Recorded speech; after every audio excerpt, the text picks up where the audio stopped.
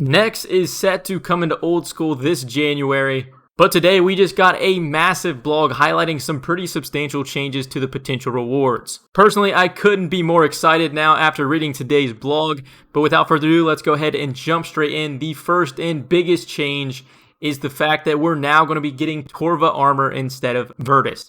I know personally I would much rather see Torva in the game than Vertice, considering the most recent best in slot armor set we've received in the game is already ancestral. And honestly, if we could only get one of the 3 armor sets from NEX, I don't know how you couldn't pick Torva. Moving on, if we scroll down a little bit, you can see the Torva stats right here. And let's go ahead and compare plate bodies real quick. For the Torva, we have 117, 111, and 117 with 142 for range. And if we slide over to bandos, we have 98, 93, 105 for crush, and 133 for range. Not to mention, probably the biggest upgrade is going to be the new best in slot melee strength. We have 4 for the bandos chest plate, and we're now going to be getting 6 for the Torva plate body. Torva should fit perfectly within the old school ecosystem. It'll have better offensive and defensive capabilities than bandos, but slightly worse defense and prayer bonus than Justiciar.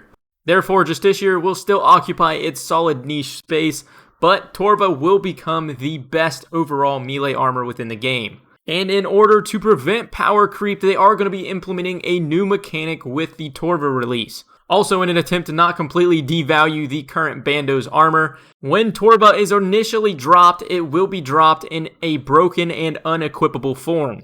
In order to equip it, you will have to use components salvaged from the bandos armor. There will be no skilling requirements in order to break down the bandos, but you will need 90 smithing in order to use those components on the broken Torva. And the way it's set to go right now, chest plates will break down into 3 components and task sets will break into 2. And in order to fully upgrade the Torva and make it entirely equipable, you will need 1 component for the helm, 2 for the chest, and 2 for the legs. And if you were a big fan of Vertice, do not fear, because the content they originally planned to release Torva with, they now have sights of releasing Vertice in that same update. Definitely still interested to see what that update happens to be. They do have it in the works, but we have no further information other than that. Now moving on, the Xerite Van Braces are still going unchanged in terms of stats, but the one change they're going to make in order to allow them to be used by Zerkers is they're lowering the defense requirement from 50 to 45. And now for the next massive change, and one I'm definitely incredibly excited for once again, is the new Xerite Bow. It has now been changed to the Xerite Crossbow and will be a new best in slot crossbow within the game. The Xerite Crossbow will come with a 110 range attack bonus in comparison to the 100 of the Armadillo Crossbow, and its special attack will have a guaranteed bolt effect if you do successfully hit. And it will cost 75% of your special attack energy, and on top of that, the crossbow will passively enhance all bolt effects by 10%.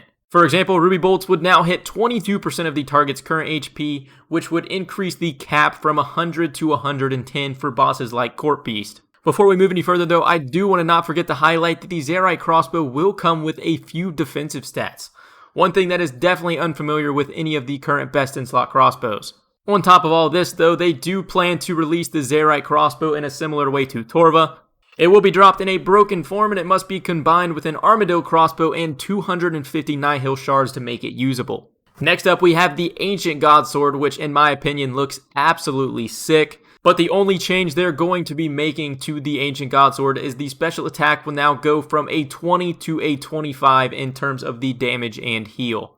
And quickly, there was a bug in the beta that has been fixed where in PvP situations, if you were praying mage, it would completely negate the Godsword special attack damage. This was unintentional and has been fixed.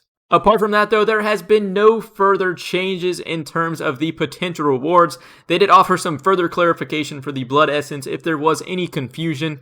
Blood Essence is basically going to be a semi-rare item dropped from NEX and all of the various monsters in the Ancient Prison. And once activated, this Blood Essence will have a 50% chance to create extra blood runes at the Blood Altar. They do become untradeable once activated, and you can only ever have one active at a time. With that, that is everything for this video. Let me know down below in the comments what your thoughts are of the new potential rewards for NEX. I know personally I am incredibly excited. This is everything I would have ever imagined for NEX rewards, and I think personally a big step up from the previous offering. Super pumped to see some nostalgic armor like Torva finally coming into the game. and I can't wait to try out some of that content in the near future. If you guys did enjoy the video, hit that like button down below. It is much appreciated and it really helps these videos out. And if you're not already, make sure to subscribe as well and turn notifications on so you're notified every time a new video goes live.